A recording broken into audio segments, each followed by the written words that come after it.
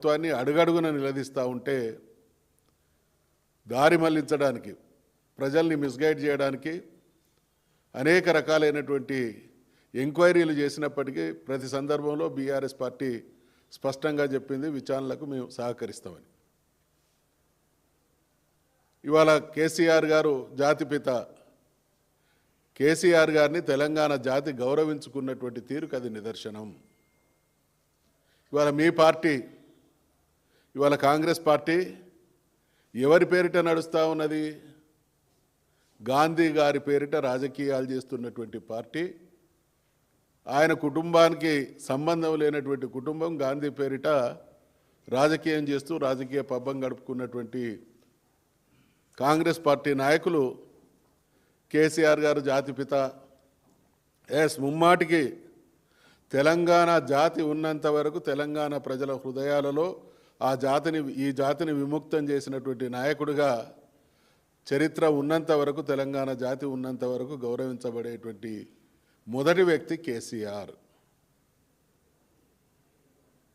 రేవంత్ రెడ్డి నిన్న మీరు ముఖ్యమంత్రి హోదాలో మాట్లాడినటువంటి క్రమం తర్వాత పెద్దలు సుదర్శన్ రెడ్డి గారు ఏం చెప్పిండ్రు?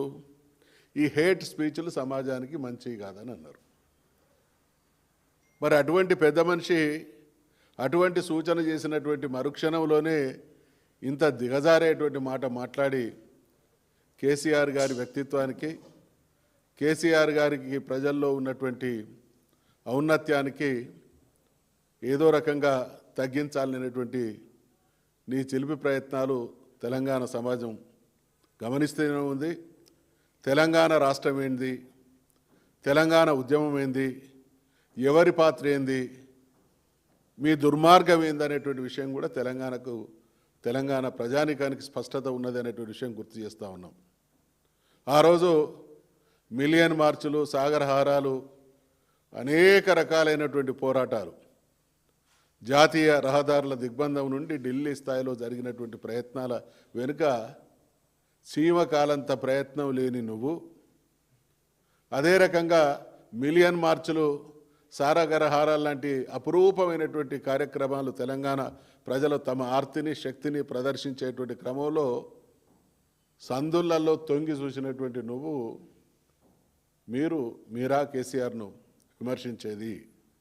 తెలంగాణ రాష్ట్ర సాధనతో పాటు తెలంగాణ రాష్ట్రాన్ని అద్భుతంగా తీర్చిదిద్దినటువంటి గొప్ప నాయకుడు కేసీఆర్.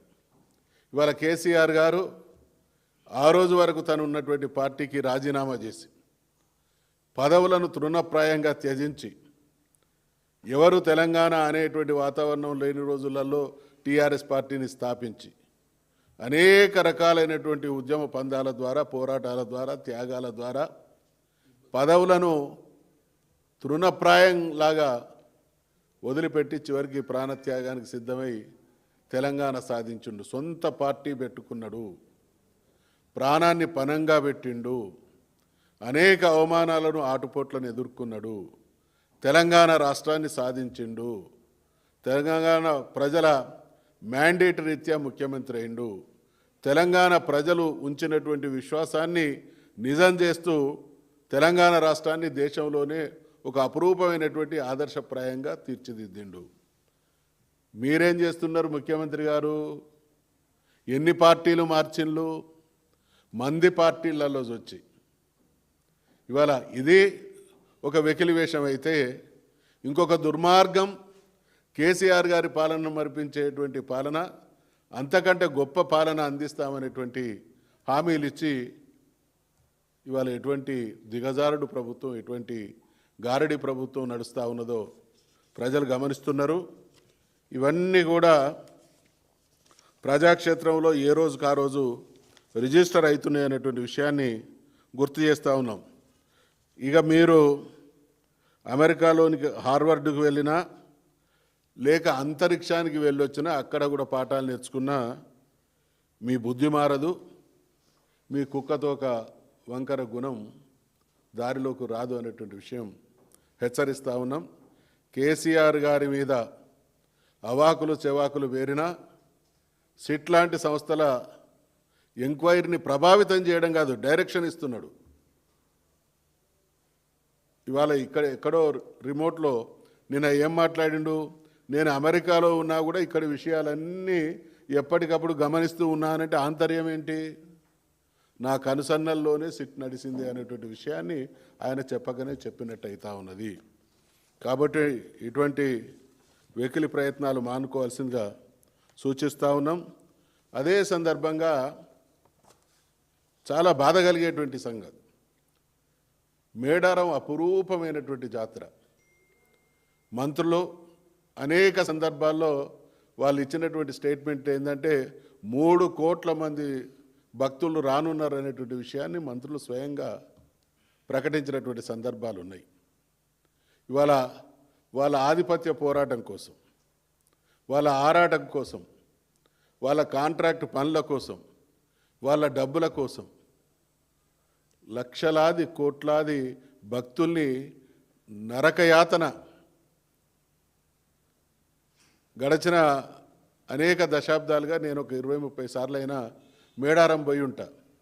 ఎప్పుడో ఒకసారి కేసీఆర్ గారు మేము 2004 ఆ ప్రాంతంలో పోయినప్పుడు, ఆ తదనంతరం బీఆర్ఎస్ పార్టీ అధికారంలోకి వచ్చిన తర్వాత జరిగినటువంటి ఏ జాతరలో కూడా అద్భుతమైనటువంటి ఏర్పాట్లు, ప్రజల సౌకర్యాల విషయంలో రాజీ లేనటువంటి అన్ని వసతులు కల్పించినటువంటి చరిత్ర బీఆర్ఎస్ పార్టీది. అంటే మేము సెటిల్డ్ సిస్టమ్ ఏర్పాటు చేస్తే ముఖ్యమంత్రి సహా మంత్రులంతా ఎటువంటి గంభీరోపన్యాసాలు ఇచ్చిండ్రు, ఎటువంటి ప్రగల్భాలు పలికిండ్రు, కుంభామేళను మించినటువంటి ఏర్పాట్లు చేస్తాం, భక్తులకు ఎటువంటి అసౌకర్యం కలగకుండా చూస్తామని అన్నారు. చాలా బాధ కలిగేటువంటి విషయం ఏంటంటే 12 గంటలు, 13 గంటలు, 14 గంటలు వెనక్కి పోలేరు, ముందుకు రాలేరు. తిండి లేక, నీళ్లు లేక, చిన్నపిల్లలు, వృద్ధులు, వికలాంగులు చేసినటువంటి వాళ్ళ హాహాకారాలు, వాళ్ళ బాధలు వర్ణనాతీతం. కొన్ని సందర్భాల్లో నాకు అనేక ఫోన్లు వచ్చినాయి, సార్ మేము ఇక్కడ స్ట్రక్ అయిపోయినాము, వెనుకకు పోయేటట్లేదు, ముందుకు పోయేటట్లేదు, పిల్లలు ఇబ్బంది పడతా ఉన్నారు అంటే ఇవ్వడం కూడా గైడ్ చేసే పరిస్థితి లేదు.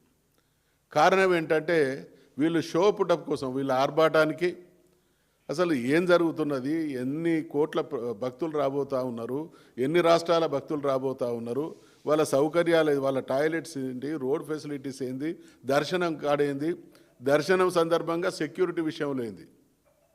అంతకుముందు టవర్స్ ఉండేవి ఎక్కడ ఏం జరుగుతున్నది గమనించడానికి, అవన్నిటిని కూడా కూల్చేసిండ్రు. ఇప్పుడు ఆ ఫెసిలిటీ లేకుండా చేసిండ్రు. ముఖ్యమంత్రి గారు ఆడ అడ్డా వేసి 1-2 రోజులు ఉన్నారు, కానీ వారం రోజులు ఆయన రాకముందు 3-4 రోజులు, ఆయన వచ్చిపోయిన తర్వాత 1-2 రోజులు అధికారులంతా ఆ పనిలో నిమగ్నమైనలో అటువంటి రివ్యూస్కి మాత్రమే పరిమితమైనలు. సౌకర్యాలను ఇక్కడ కేసీఆర్ గారు తెలంగాణ రాష్ట్రాన్ని, తెలంగాణ ప్రభుత్వాన్ని భారతదేశానికి ఆదర్శంగా తీర్చిదిద్దితే నిన్నటి మేడారం సందర్భంగా దేశంలోని కనీసం 10 రాష్ట్రాల భక్తులు వచ్చి ఉంటారు. ఏం చర్చ, ఎటువంటి మెసేజ్ పోతున్నది అంటే ఘోరమైనటువంటి వైఫల్యానికి ప్రతీక ఏదంటే తెలంగాణ ప్రభుత్వం అనేటువంటి నిర్వాకం ఈ రేవంత్ రెడ్డి గారి హయాంలో జరిగింది. కాబట్టి ఒకటి, వీళ్ళు శాశ్వతమైనటువంటి ఏర్పాట్లు చేస్తామన్నారు. చాలా మాటలలో ఎంత ఉత్తర కుమార ప్రగల్భాలు, మాటలలో శాశ్వతంగా ఇప్పుడు కాదు 100-1000 ఏళ్ళకు సరిపోయేటువంటి సౌకర్యాల కల్పన మా ప్రభుత్వ హయాంలో చేసి భక్తులకు అన్ని రకాల సౌకర్యాలు కల్పిస్తామనేటువంటి మాటలు చెప్తే, మేడారం పవిత్రత రీత్యా ప్రతి 2 సంవత్సరాలకు వచ్చేటువంటి భక్తుల సంఖ్య పెరుగుతూ ఉన్నది. మరి అసెస్మెంట్ ఉన్నట్టు మాట్లాడతారు, సౌకర్యాలు బ్రహ్మాండంగా కల్పిస్తున్నామని మాట్లాడతారు, తీరా ఆడిగిపోతే పట్టించుకునేటువంటి నాదుడే లేడు. నేను స్వయంగా చూసిన కొబ్బరికాయలు విసిరేసినప్పుడు లేదా బంగారం విసిరేసినప్పుడు నా కళ్ళ ముంగటే 2-3 భయంకరమైనటువంటి దెబ్బలు తాకినాయి. శిరస్త్రాణాలు ఏర్పాటు చేయలేదు, సెక్యూరిటీ లేదు, ప్రజల్ని సిస్టమేటిక్గా పంపించే ఏర్పాట్లు లేవు, ఆ రోడ్డు డైరెక్షన్ లేదు, ట్రాఫిక్ జామీలు, అంత అగమ్య గోచరమైనటువంటి వాతావరణం.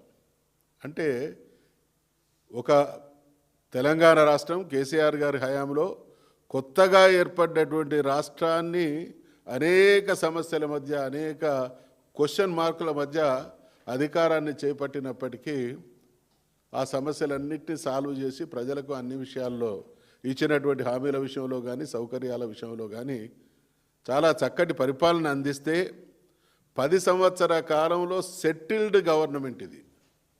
ఇక్కడ ఈ 10 సంవత్సరాల కాలంలో ప్రతిది కూడా ఒక సరి అయినటువంటి దారులు, సరి అయినటువంటి మార్గాలు నిర్దేశించబడినటువంటి ప్రభుత్వాన్ని వాళ్ళు కైవసం చేసుకున్న ఘోరమైనటువంటి వైఫల్యము. ఈ రకమైనటువంటి వైఫల్యాల నుండి దృష్టి మరల్చాలనేటువంటి దుర్బుద్ధితో అనేక రకాలైనటువంటి, ఇక్కడ బీఆర్ఎస్ పార్టీ ఉద్యమ పార్టీ, మా నాయకుడైనటువంటి కేసీఆర్ బహుశా ఈ దశాబ్దాల కాలంలో త్యాగానికి మారు పేరుగా, పదవులను తృణప్రాయంగా త్యజించినటువంటి వ్యక్తిగా, ప్రాణత్యాగానికి సిద్ధపడినటువంటి వ్యక్తిగా, తన జాతి విముక్తి కోసం ఏ కటువైనటువంటి నిర్ణయానికైనా కట్టుబడి ఉన్నటువంటి వ్యక్తిగా అటువంటి చరిత్రను సృష్టించి అదే కసితోని రాష్ట్రాన్ని సాధించి అదే పట్టుదలతోని అద్భుతంగా తీర్చిదిద్దితే వాళ్ళ మాయమాటల ద్వారా, ఉత్తర కుమార ప్రగల్భాల ద్వారా, ఎదుటివారి వ్యక్తిత్వాల హననం ద్వారా, ప్రజల్ని మోసం చేయడం ద్వారా పబ్బం గడుపుకుంటాం అనేటువంటి ప్రయత్నంలో ఈ ప్రభుత్వం తలమునకలై ఉన్నది. కాబట్టి ఈ చర్యలన్నిటిని కూడా మేము తీవ్రంగా ఖండిస్తూ ఉన్నాం. ఖచ్చితంగా కాంగ్రెస్ ప్రభుత్వం మొన్న మేడారం సందర్భంగా జరిగినటువంటి, ప్రజలకు జరిగినటువంటి అసౌకర్యానికి భక్తులందరికీ బహిరంగ క్షమాపణ చెప్పాలనేటువంటి డిమాండ్ కూడా చేస్తూ ఉన్నాం. Thank you.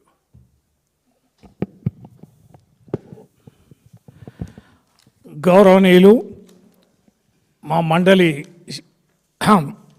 మా పార్టీ సభ